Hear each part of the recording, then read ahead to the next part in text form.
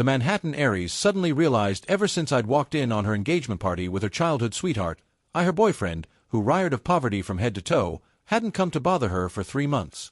I had even vanished from the office. She asked her assistant out of curiosity, "Where's Ethan?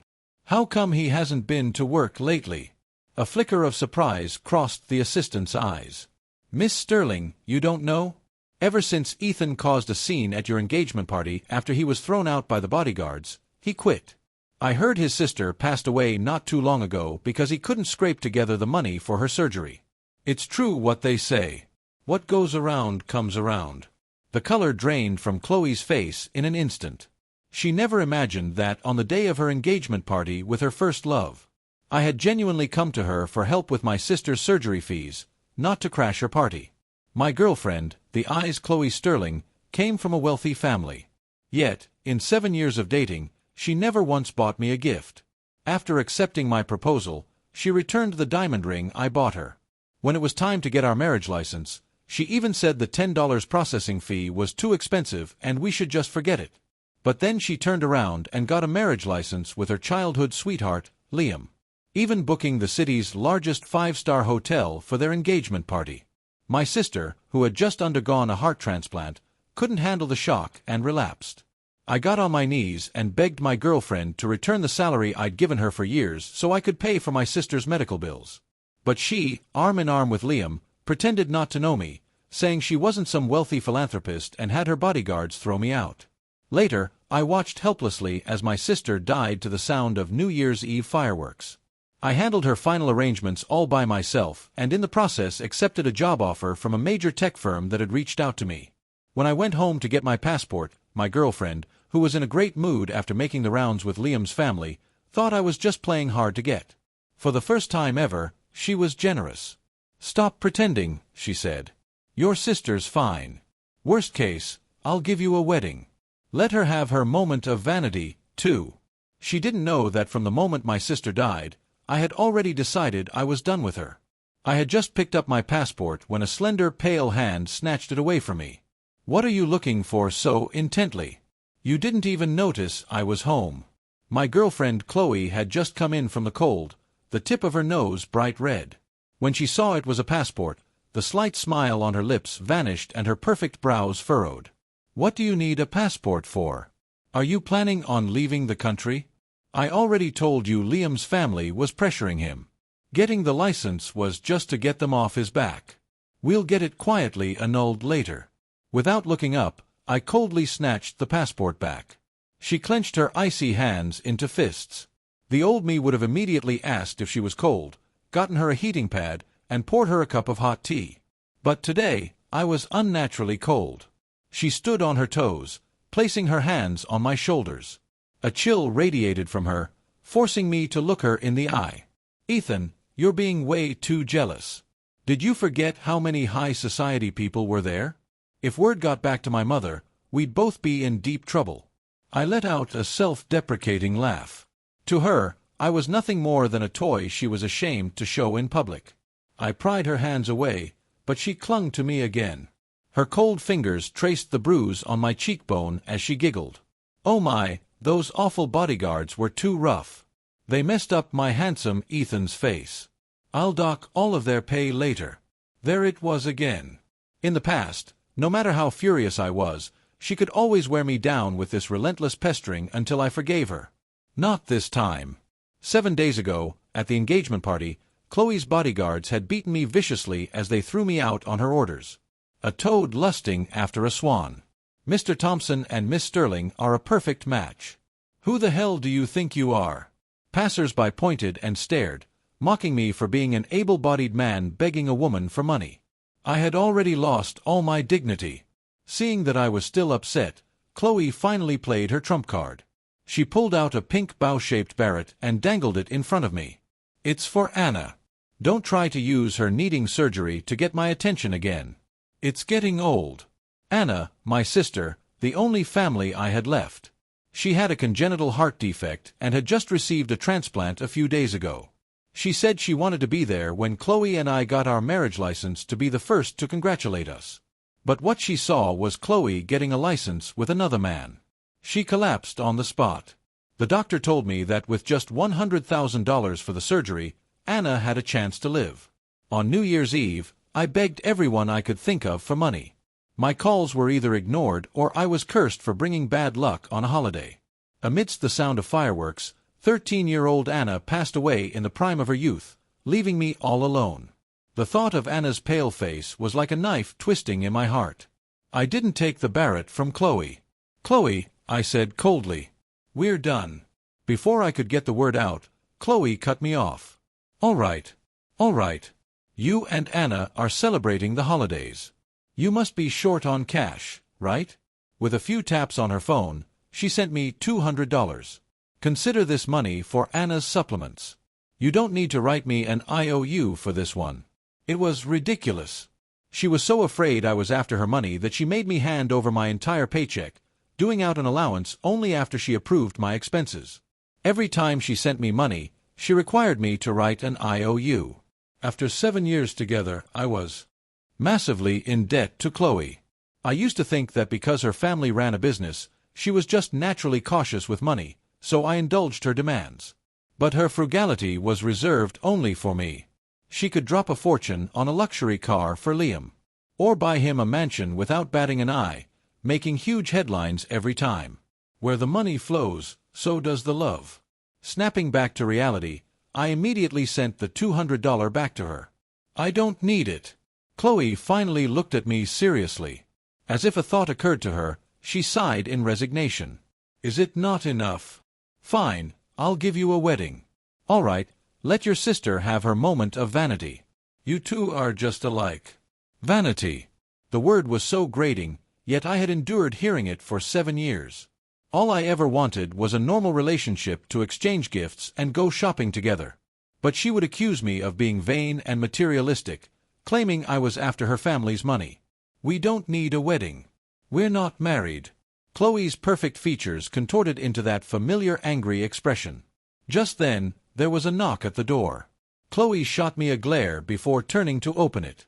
A moment later, I heard her voice bright with excitement.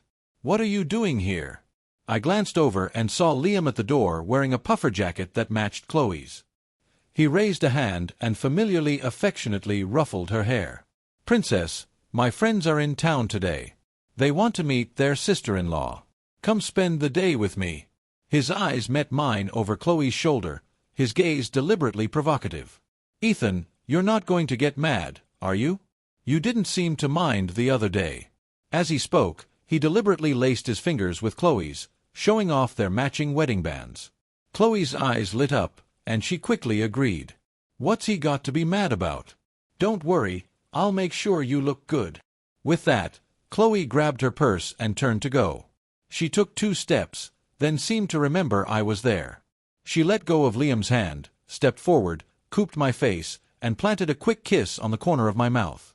"Don't worry," she whispered. "This is the last time. After this, I'm all yours. But Chloe, there is no after this for us." I roughly wiped my mouth, watching them laugh and joke as they walked away. Then I turned and picked up the resignation letter I had already prepared. On January 7th, my colleagues were already back at work. Seeing me finally show up, they exchanged knowing glances and snickered behind their hands. Can you believe Ethan actually showed his face here? He must be desperate for money. Causing a scene at Miss Sterling's engagement party. Getting on his knees to beg her for cash. He has no shame. He always acts so smug like he's hot stuff just because he's been with Miss Sterling for 7 years. My dog is less pathetic when it's begging for scraps. He deserves it. I ignored their taunts and walked into the HR office. My expression unchanged. The HR manager sneered. "Your request has been filed. As soon as Miss Sterling signs off on it, you can pack your things and go. And given the circumstances, don't expect any severance pay." I nodded, said nothing, and walked out of the company.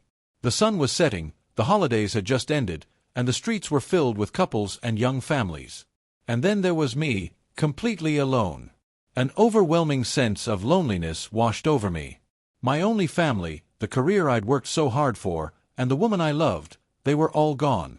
I slowly walked the route I had taken for 7 years back and forth between home and the office.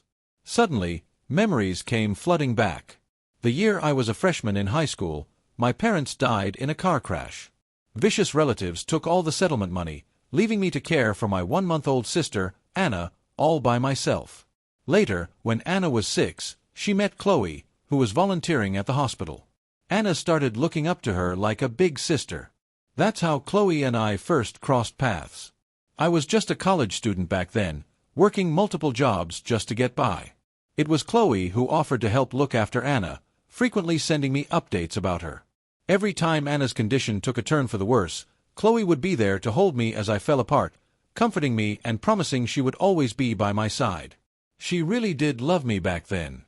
She wanted to be with me every single day. Even when I was dressed in simple clothes, she would lace her fingers through mine and proudly introduce me to everyone. "This is my boyfriend. Isn't he handsome? He's the most perfect boyfriend in the world." But gradually, she began to look at me with suspicion. Afraid I was after her family's fortune. She demanded I hand over my entire salary for her to manage. Later, her need for control became suffocating. I couldn't even ask for $5 to buy a pack of cigarettes without her getting suspicious. Then 3 months ago, the day Liam came back to the country, she happily bought him a luxury car and spent a fortune to display a 7-word message on every digital billboard in the city. "Liam Thompson, welcome home." That was the first night she ever stayed out. When I showed up with the police to find her, she was drunk, clinging to Liam's arm and acting cute. "When we were 5, you put that little red veil over my head and said you'd marry me. Why didn't you keep your promise?" A chill went down my spine. After she sobered up, we had a massive fight. I demanded to know who she was really in love with. She just said I was overthinking things, that I was asking a question I already knew the answer to, that if it weren't for Liam, our paths would never have even crossed. The Cold War between us only ended the day Liam posted on Facebook that he was thinking about getting married. Suddenly, Chloe came to me and asked if I would marry her. And like a fool, I was ecstatic. I thought she had finally chosen me. I got down on one knee and proposed. This ridiculous relationship was finally coming to an end. Snapping out of it, I realized I had walked a long, long way without noticing. I heard a commotion nearby. "Chloe, you can't back out of a dare. Our boy Liam is waiting." At the entrance of a karaoke bar not far away, a group of people had surrounded Chloe. With her eyes squeezed shut, she yelled, "I, Chloe Sterling, love only Liam Thompson." She shouted it 3 times, her voice growing louder and more certain with each repetition, drawing the attention of everyone on the street. Then, blushing, she buried her face in Liam's chest. Liam naturally wrapped his arms around her. The crowd roared with approval. "The mood is right. Give her a kiss." Chloe froze for a second. Liam quickly tried to smooth things over.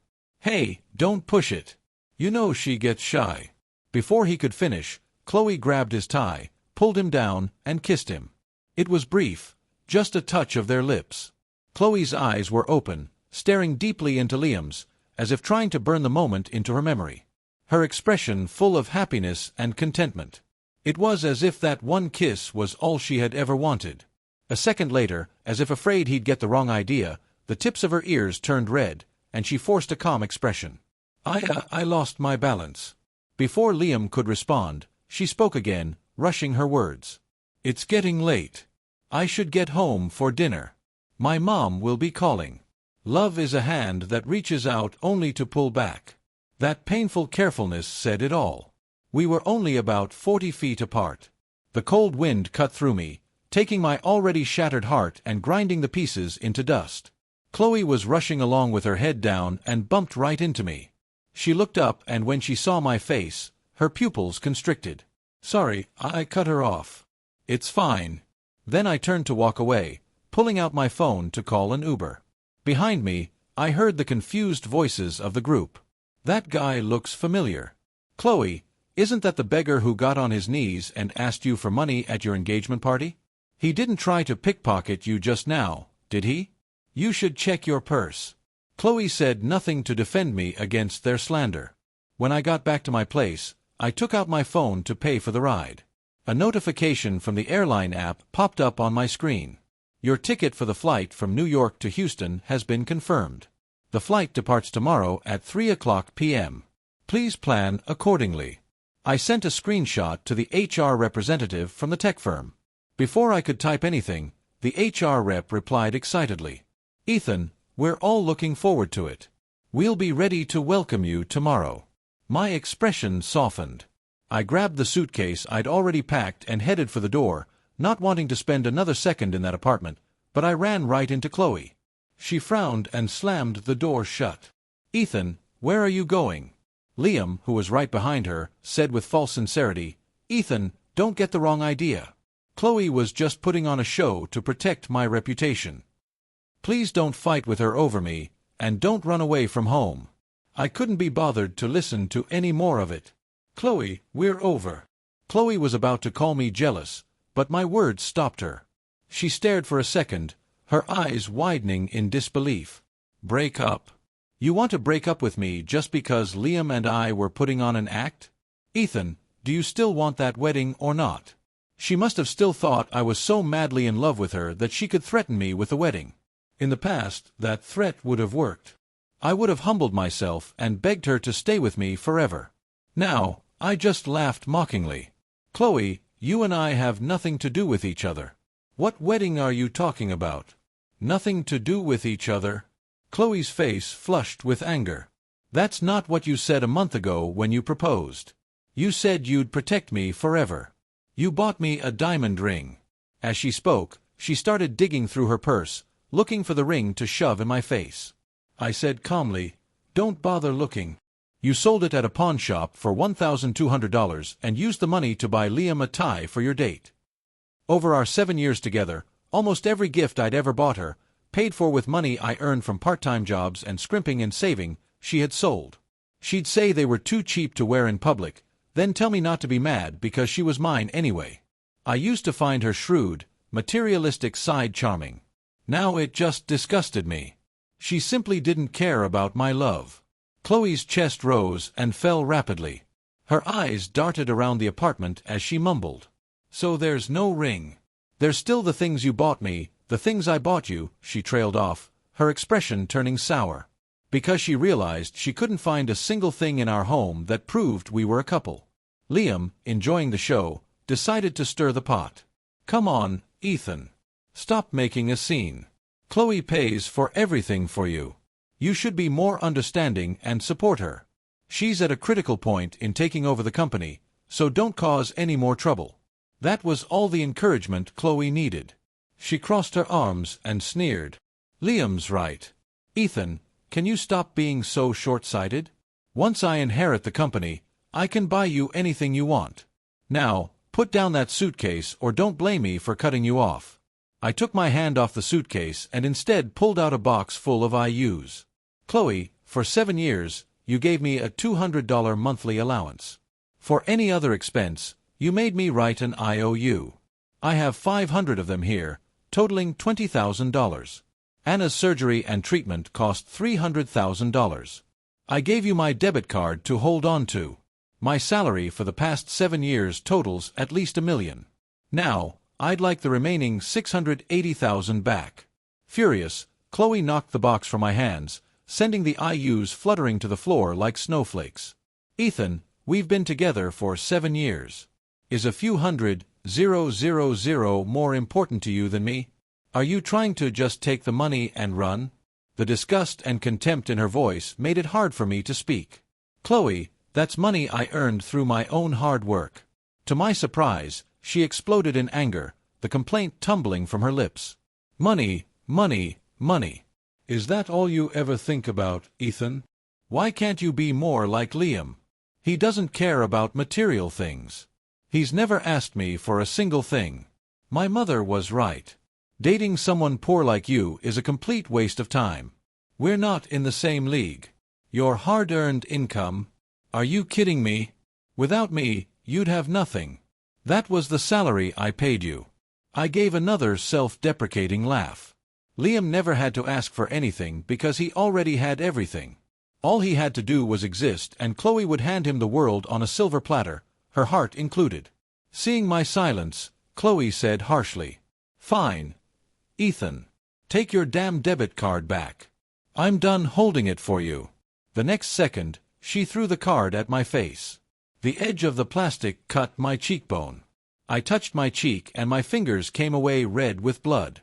Chloe's anger vanished, replaced by panic. She reached for my face. "Ethan, are you okay?"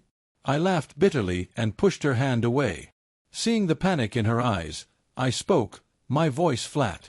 "Chloe, aren't you tired of this game yet? The rich girl playing house with the poor boy."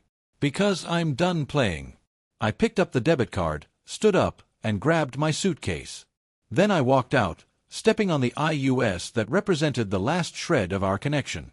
Chloe looked dazed. When she saw my hand on the doorknob, she snapped out of it and blocked my way. "Ethan, don't be angry. This is just how fights are." I didn't mean what I said. I turned the handle, walked out the door, and never looked back. At the hotel check-in desk, I took out my debit card to pay. The clerk informed me the card was declined for insufficient funds. I apologized and paid with the $2,000 the tech firm had advanced me for travel expenses. After dropping my luggage in the room, I checked my bank statement. That's when I discovered my account was empty. The transaction history was full of charges from romantic restaurants, hotel suites, and high-end men's clothing stores. Chloe had never taken me to those places or bought me those things. It was obvious who she'd been spending the money on. Just then, I got a message from HR. "Ethan, if you're in a hurry, you'll have to get Miss Sterling's signature yourself tomorrow morning." I replied with a simple, "Okay." I slept soundly. The next morning, as I passed the HR department, I saw Chloe's elegant figure. The HR manager was busy with Liam's new hire paperwork, fawning over him. "Mr. Thompson, Miss Sterling treats you so well. You two are such a perfect match." Liam looked smug, a vice president badge pinned to his chest. "Chloe, you just made me VP right out of the gate. Won't people say I only got the job because of you? I seem to recall Ethan was with you for 7 years and he only ever made it to team lead." Chloe dismissed his concern, straightening his cuffs. "You're my husband. Who would dare say anything? Unless you don't want to use my connections." They looked for all the world like a doting newlywed couple. Since I'd run into Chloe, I figured I might as well get it over with. I handed her my resignation letter. "Miss Sterling, I need your signature." Chloe's eyes lit up when she saw me. She took the letter slowly. She glanced at the letter, then gave a disappointed, mocking smile, threatening to quit. "Don't pretend you have a backbone. Have you forgotten your sister's heart condition? The follow-up treatments and recovery costs. With your savings, you'll be broke in a week." Liam looked smug. "That's right, Ethan. Don't risk your sister's life just to feel good for a moment." The HR manager, unaware of the situation, chimed in. "But Miss Sterling, Ethan's sister, already passed away. He took bereavement leave a while back." Chloe froze, her fingers clutching the letter, beginning to tremble. She looked at my flat expression and suddenly seemed uncertain. "Why didn't you tell me?" Seeing the flicker in her eyes, I suddenly remembered years ago Chloe sitting by Anna's hospital bed, her face gentle as she read her a bedtime story. And I remembered Anna on her deathbed, holding my hand through her tears. "Ethan, I'm so sorry," she'd said. "I never should have pushed you and Chloe together. She's a liar." The sharp pain was still fresh. I said coldly, "Miss Sterling, is that a personal matter I'm required to report to you?" Liam frowned, about to reprimand me for my insolence. But the next moment, Chloe suddenly pulled me out of the HR office. She glanced around nervously, then gently pushed the resignation letter back into my hand. She stepped closer, reaching out to smooth a wrinkle on my suit jacket, her voice uncharacteristically soft. "Ethan, don't be rash. Wait for me. We can talk properly after work." "Okay." Just then, Liam threw the door open. "Chloe, your mother just called. She said she needs to talk to you." Chloe turned quickly, looking for all the world like she was making a hasty retreat. I shook my head and was about to leave, but Liam stuck his foot out to block my path. "Ethan, do me a favor and clear out your office quickly. I'll be moving in." The vice president's office wasn't the same as the team lead's office. I knew he was just doing it to spite me, but it didn't matter. I was leaving anyway, and I did have a few things to collect. I had just finished packing my belongings when there was a knock on my office door. I opened it to find an employee from an auction house holding an exquisite box, a sycophantic smile on his face. "You must be Chloe's partner, correct? This is the watch your girlfriend purchased for you at auction. Would you please try it on?" I stood there stunned. What was this? A parting gift? The onlookers hadn't heard what the man said, but they recognized the logo on the box and began to whisper. "That's a peck fip. The cheapest ones are over $20,000. No wonder Ethan's quitting. He must have found a rich new girlfriend." Before I could say a word, the employee had taken out the watch and was gesturing for my wrist just as he was about to fasten the clasp. "Ethan, I know you're broke, but I never thought you'd stoop to stealing my watch by pretending to be me. I'm Chloe's husband. Have you no shame?" Liam had appeared out of nowhere, looking at me with utter contempt. Hearing this, the employee from the auction house looked terrified and began to apologize profusely. Liam waved him off, then turned to me with a look of false sympathy. "It's all right. Ethan probably hasn't seen many nice things. It's understandable that he got a little greedy. It's just that the company can't have a thief on the payroll." I knew it. Chloe would never be that generous with me. At this, the onlookers urged Liam to try on the watch. "Mr. Thompson, Miss Sterling treats you so well. She absolutely spoils you. That Ethan is so shameless trying to impersonate you. I say we just throw him out." I let out a bitter laugh and was about to pick up my box of belongings and leave, but then I heard Chloe's voice. "Ethan, what's going on here?" Everyone immediately jumped to Liam's defense. "Ms. Sterling, Ethan is a thief. He was trying to steal Mr. Thompson's watch right in front of him. That watch must be worth hundreds of thousands. We should call the police." "That's right. A person like Ethan has no place in this company."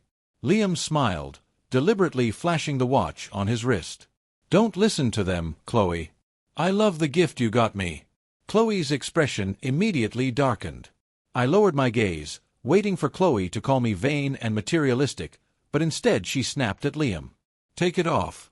Take it off." Those 3 words left everyone in the room stunned into silence. Their eyes darted between me, Chloe, and Liam. They never would have dreamed that Chloe would demand her own husband take off the watch.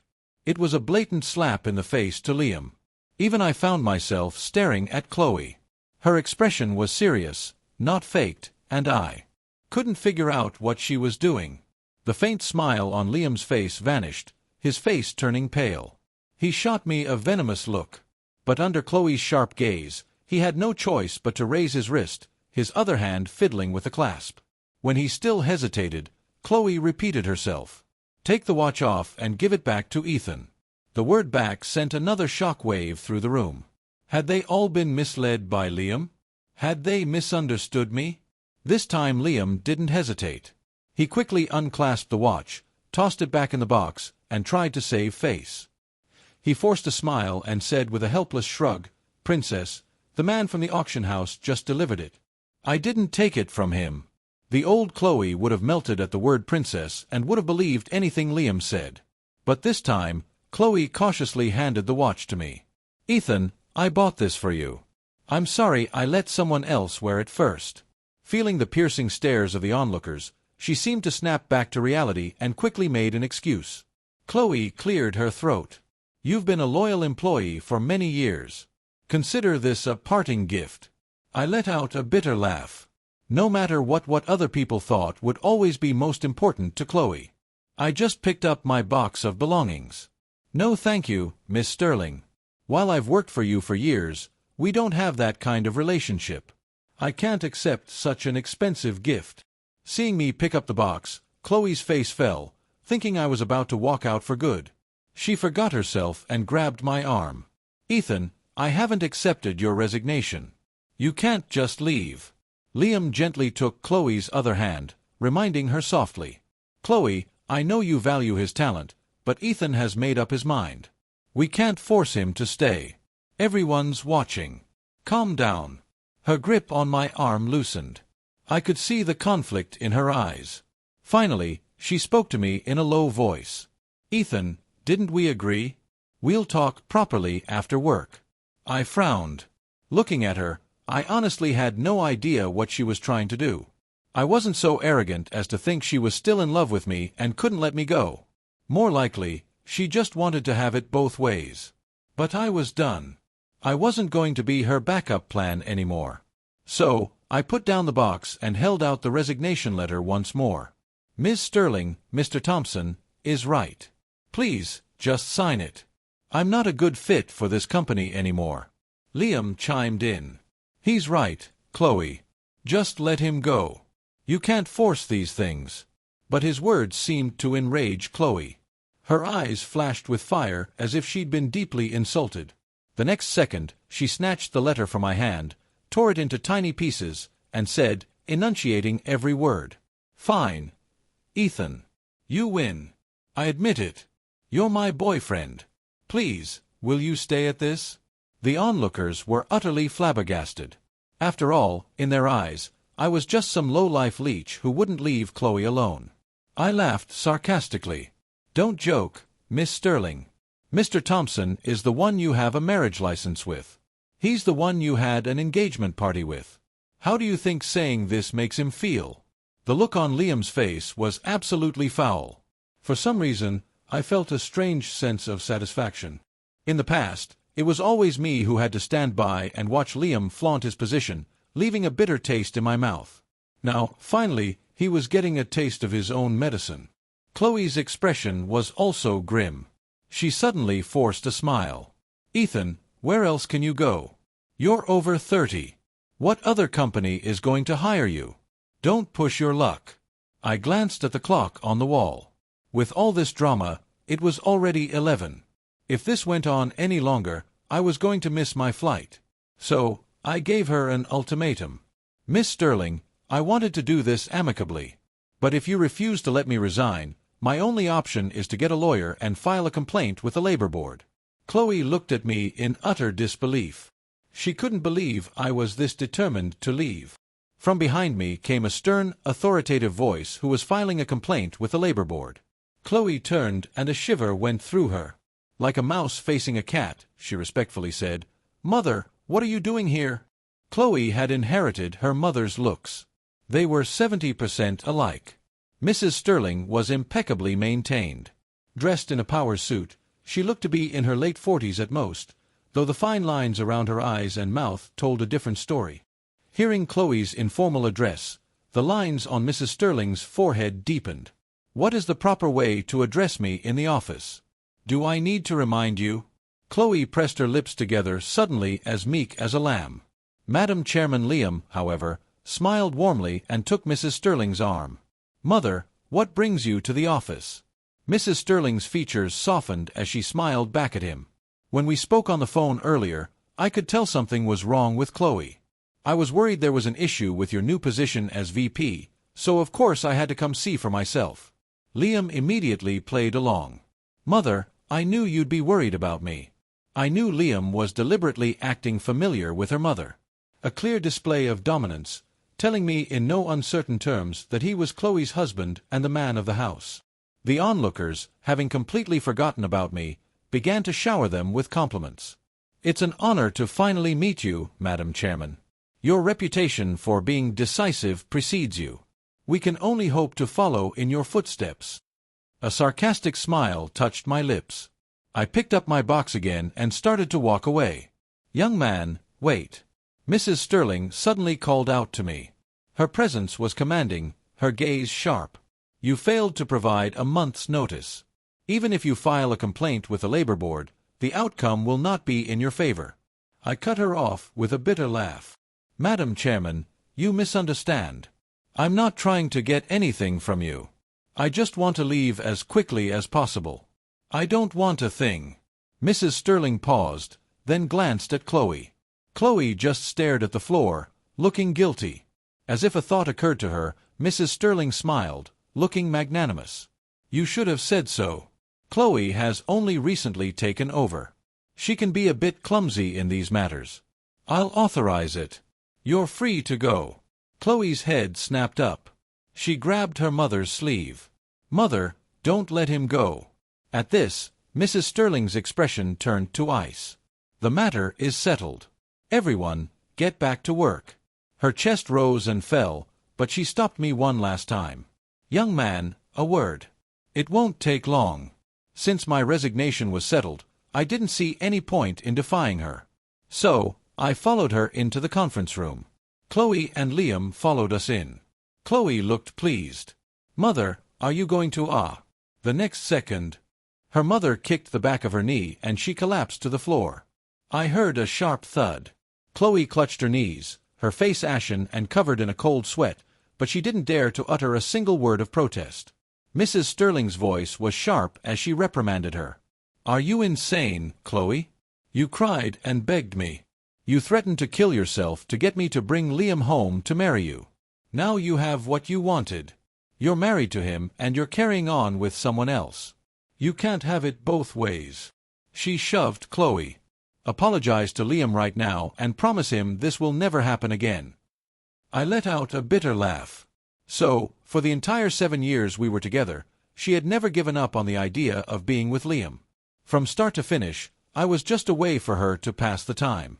Liam made a show of helping Chloe up, saying placatingly, "Mother, it's all right. It's my fault for staying away so long. Chloe will settle down now," but Chloe, her lips trembling, just said, "No, it's not like that. Mother, Ethan was with me for 7 years. Her words were a jumbled mess. For a moment, I don't think even she knew why she was so insistent.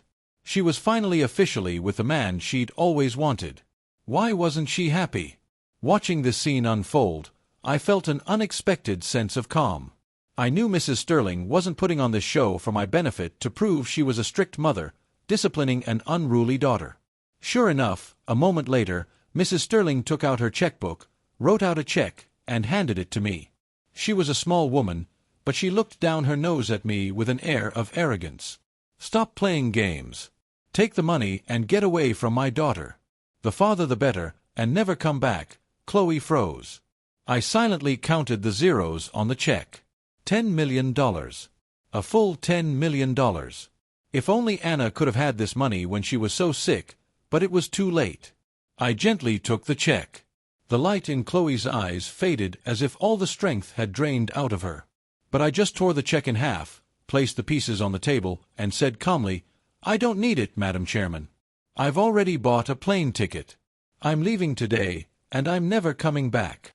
A flicker of surprise crossed Mrs. Sterling's face, but she quickly masked it and nodded. She took out her phone and tapped the screen a few times. A moment later, a notification pinged on my phone. My employment had been terminated. When I walked out of the room, all eyes were on me. Mrs. Sterling had a firm grip on Chloe's arm, a practiced smile on her face. "Chloe and Liam have been having a little spat lately. If she said anything odd, I trust you all will be discreet. It was all just a misunderstanding." The onlookers all nodded with knowing looks, murmuring their understanding. I took the opportunity to slip away, head downstairs, grab my luggage, and call a cab to the airport. I got to the airport with 10 minutes to spare before boarding. I breathed a long sigh of relief. I'd wasted some time, but at least things were back on track. But then my phone started blowing up with calls from Chloe. I'd hang up and she'd immediately call back. Sounding frantic, I just blocked her number. A second later, she started bombarding me with IME messages. "Where are you? Which airport? What flight are you on? I'm coming to find you now. Don't move. Wait for me." I found it all bizarre and irritating. So, I typed out a reply. "Chloe, we're over." Then I blocked her there, too. After a short wait, the boarding announcement came over the airport's PA system. The flight was crowded. I dragged my suitcase to the back of the line. Just as I was about to scan my ticket, I heard a commotion behind me. I instinctively looked to where everyone was staring. And then a small figure crashed into my arms. Chloe was clinging to my waist for dear life. She must have run because she was panting heavily. When she looked up and saw me, a wide smile spread across her face. "Ethan, let's run away together." Her face was flushed from the run and her hair was a mess, falling around her shoulders.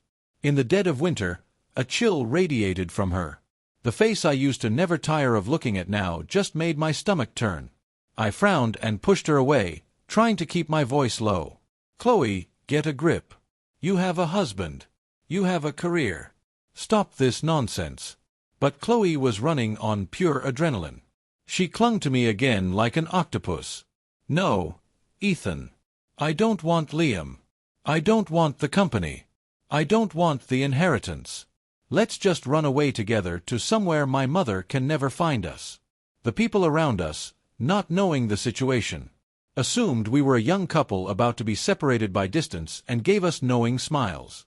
Hey man, your girlfriend really doesn't want you to go. Why don't you just take her with you? Yeah, a career is important, but so is love. You don't find good women like that every day. Hearing this, Chloe blushed, her voice growing even softer. Ethan, you have no idea how scared I was when you left. I really thought I was never going to see you again.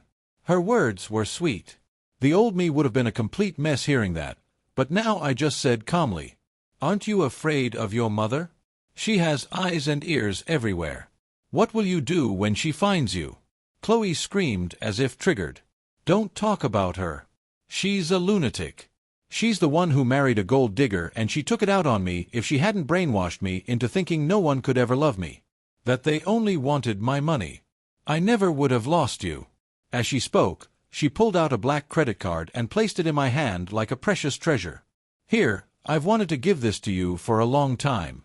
Ethan, from now on, I'll hold nothing back. Please, just give me one more chance to love you." I knew that Chloe's breakdown today was the result of years of pent-up frustration from living under her controlling mother's thumb, finally exploding. For all the years I tried to help her heal, I had failed to get her to overcome her demons, failed to get her to truly open her heart to me. I shook my head inside. I tucked the credit card back into her pocket, then pulled out my phone to call security.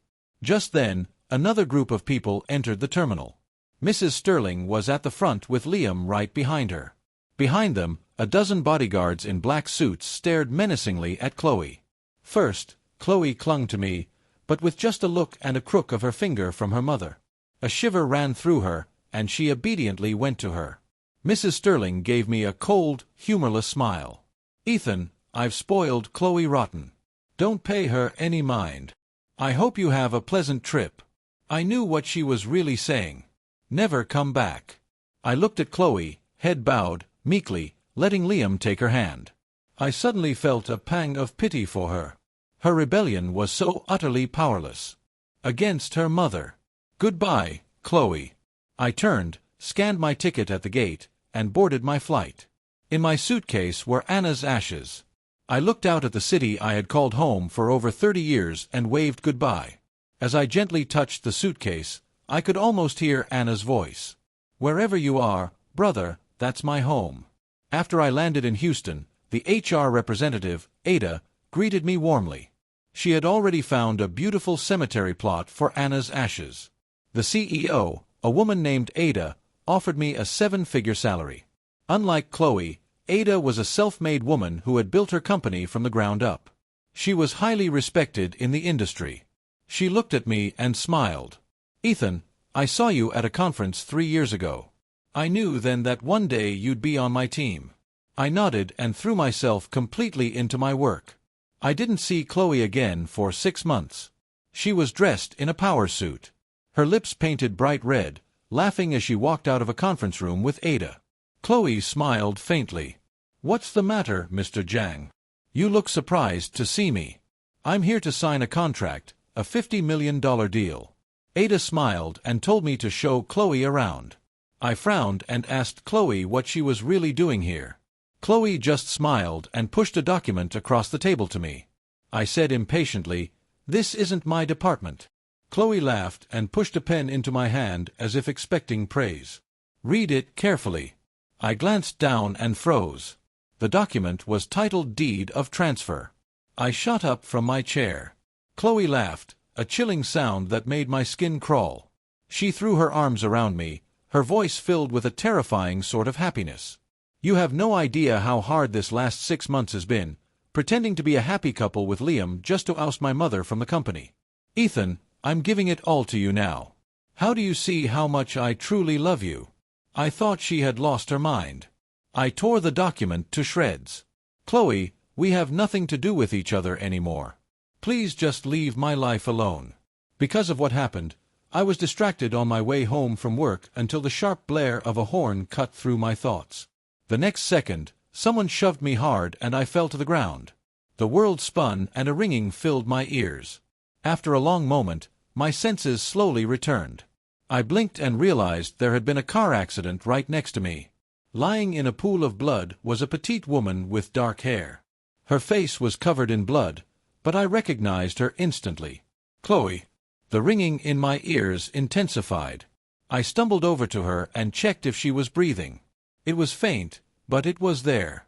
Luckily, there was a hospital nearby, and the ambulance arrived quickly. The police came and took my statement. They told me the driver had been drunk and had swerved onto the sidewalk. It was Chloe who had pushed me out of the way, taking the impact herself. In the hospital, Chloe's lips were pale, her head wrapped in thick bandages. The doctor said she was lucky, just a mild concussion and exhaustion.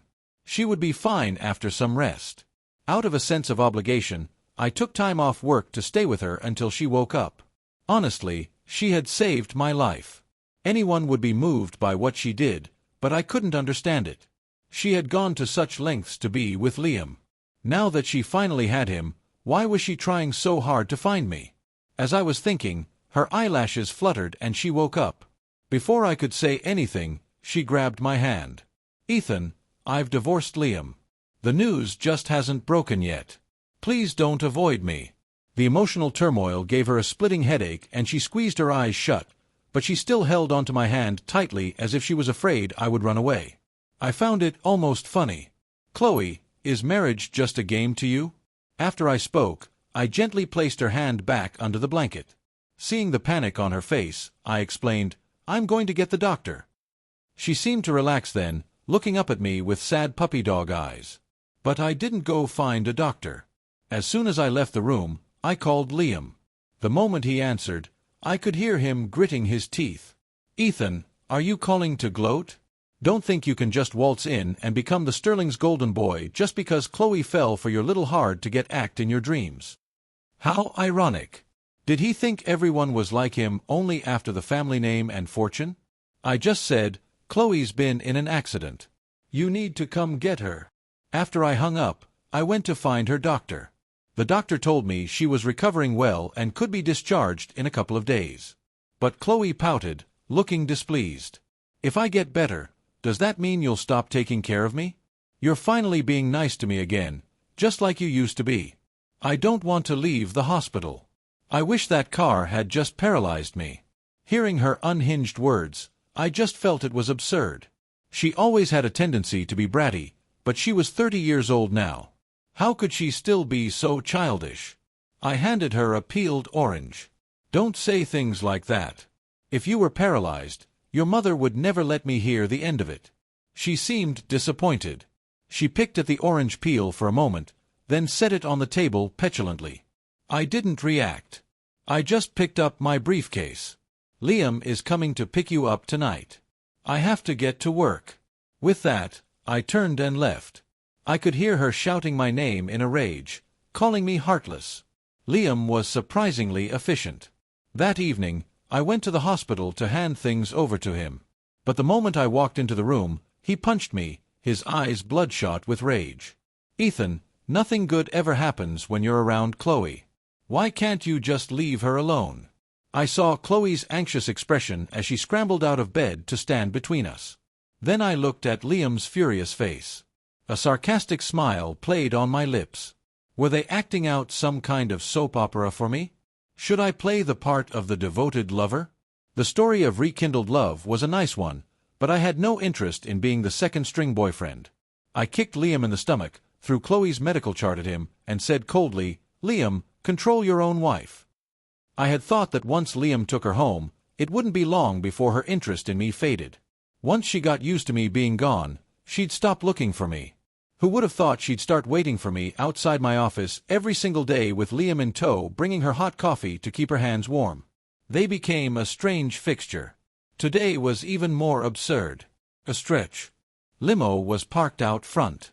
Mrs. Sterling was here, but Chloe stubbornly refused to leave. They were drawing a crowd. My CEO, Ada, saw the spectacle and laughing, told me to go handle it before it affected the company's image. I was speechless. I went downstairs and walked over to Chloe. The wind was biting. Chloe pushed her mother away, rubbing her frozen hands together, and asked me cheerfully, "Ethan, does this mean you've forgiven me?" I just said, "Your mother is here. You should go home with her." The smile vanished from Chloe's face. Mrs. Sterling's dark eyes were like pools of ink. Her voice was calm but held a clear threat. "Chloe, did you really think you could push me out so easily? If you don't want the company, then stay here. I'll find someone else to run it." At this, Liam grew anxious, tugging on Chloe's sleeve. "Chloe, we've been here long enough. It's time to go home. Ethan isn't worth all this." A flicker of hesitation crossed Chloe's eyes. She glanced at me, then stiffened her neck. "If you won't let me have it, then I don't want the inheritance. I just want to be with Ethan. He's not like my biological father. He won't abandon me whether I'm rich or poor." Those words hit Mrs. Sterling where it hurt. Years ago, Mrs. Sterling had married a social climber who, after cheating on her, had drugged both mother and daughter in an attempt to kill them and take the family fortune. For the first time, I saw the composed, elegant Mrs. Sterling's face twist into a vicious snarl. "Fine, don't you dare regret this, Liam. Come with me. Leave her."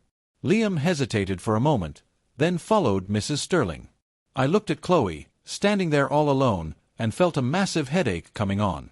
Mrs. Sterling was true to her word. She froze all of Chloe's accounts. With no other options, Chloe had to start selling her luxury belongings.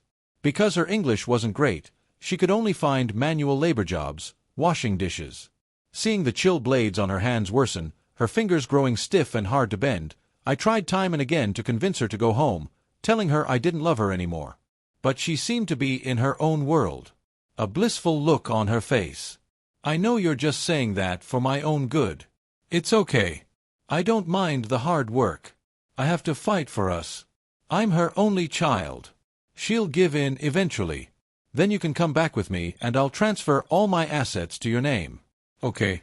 I had to admit she was living in a fantasy world. The old me would have indulged her, treated her like a child.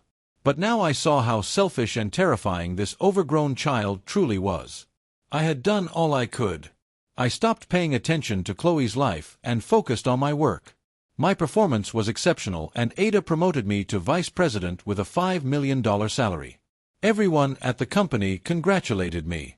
On the day of my promotion, Chloe was waiting for me downstairs. She cautiously handed me a tie. "Ethan, congratulations on your promotion.